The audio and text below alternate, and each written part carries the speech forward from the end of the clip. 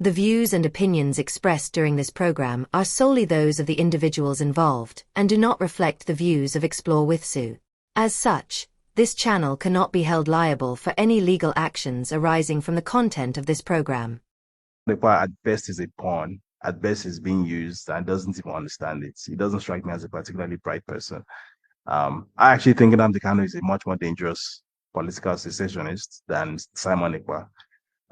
So I wouldn't be worried about him. What I'll be worried about is that the funding pipeline that has somehow very curiously managed to shower Simon Ekpa and his people with hundreds of thousands, even millions of dollars. I'd be very interested in knowing where that funding is coming from. Because even if Simon Ekpa disappears off the face of the planet tomorrow, that funding is still there. And it's going to find someone else and anoint that person as and that person might be a more dangerous person. So I think there are foreign entities that are actively seeking to instigate crises that would lead to not just the disintegration of Nigeria, but the violent disintegration of Nigeria. I think there are people who are actively working toward that. As I've said multiple times, even though personally I would very much prefer for Nigeria to remain one country, I think it's in Africa's best interest for Africa to have powerful, geographically large nation states. I think that's what's in Africa's best interest. However, if Nigeria were to break up because the people in Nigeria simply cannot find a way to get along and live together in any acceptable manner, then so be it. But the issue is not so much the breakup. The issue is the manner of the breakup. I would hope that if a breakup happens, that it's a negotiated breakup, something similar to the negotiations that led to the carving out of Sudan. Even though, yes, there was a war that came before that, but I'm saying the actual negotiation itself, there was a process involving the UN and all whatnot.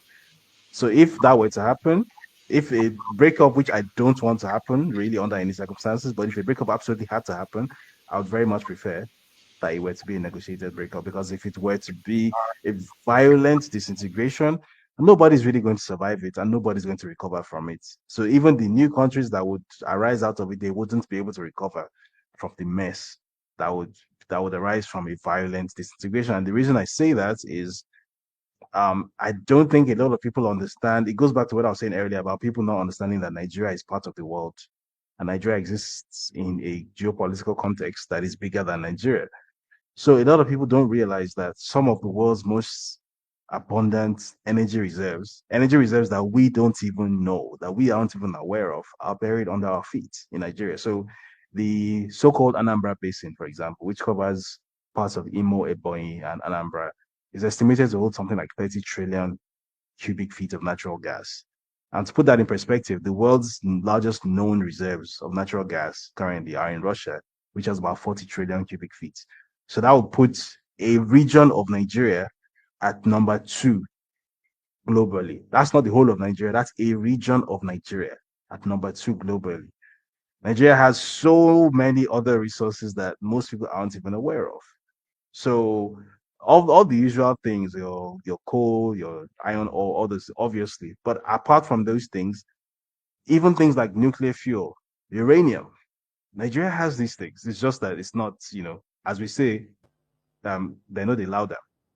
So if a violent disintegration is allowed to happen, with the number of global actors that are just circling around constantly looking for where to sink their claws into, Nigeria is basically going to become Eastern DRC, or rather, what is left of Nigeria will become Eastern DRC, which is basically an everlasting civil war. And what's then going to happen is that if 6 countries emerge violently from what used to be known as Nigeria, within 2-3 years, those 6 countries will start having their own internal secession movements, because those same foreign interests they're not going to leave you alone simply because Nigeria is over. They're going to keep on fomenting that chaos. And unfortunately, even in the example that I mentioned, which is that of South Sudan, we have seen instances of this where, for no apparent reason, it just seems almost impossible for the South Sudanese to live at peace with each other. They're always fighting one civil war or the other.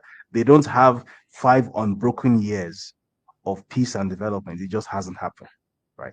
So there is a puppet master behind the scenes, and it's very important for Nigerians to understand this, that Nigeria is not an island hanging in the air somewhere.